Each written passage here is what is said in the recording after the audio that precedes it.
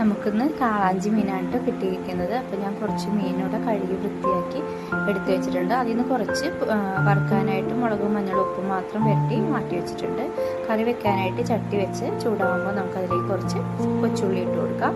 അത് ചൂടായി കഴിയുമ്പോൾ നല്ലപോലെ ഒന്ന് വഴണ്ടി കഴിയുമ്പോഴേക്കും നമുക്ക് അതിലേക്ക് ഒരു 3-4 ടേബിൾ സ്പൂൺ തേങ്ങയോട് ചേർത്ത് ഒരുപാട് മൂത്ത് പോകേണ്ട ആവശ്യമൊന്നുമില്ല. കുറച്ചൊന്ന് വാടി വരുമ്പോഴേക്കും അതിലേക്ക് 2 സ്പൂൺ ഞാനിവിടെ എരിവുള്ള മുളക് പൊടിയാണ് ചേർത്തിരിക്കുന്നത്. 1/2 സ്പൂൺ മഞ്ഞൾപ്പൊടിയും കൂടി ചേർത്ത് നല്ലപോലെ വഴറ്റിയെടുക്കുക.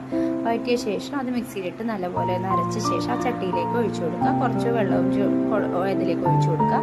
വെള്ളം, അതുപോലെ തന്നെ കറിവേപ്പില, തക്കാളി, പച്ചമുളക്, ഇഞ്ചി, വെളുത്തുള്ളി ചതച്ചത്, അതുപോലെ തന്നെ കുടംപുളി നമുക്ക് വെള്ളത്തിലിട്ട് കുതിർത്ത് നേരത്തെ വെക്കുക. അതും കൂടി ഒഴിച്ചു കൊടുക്കുക.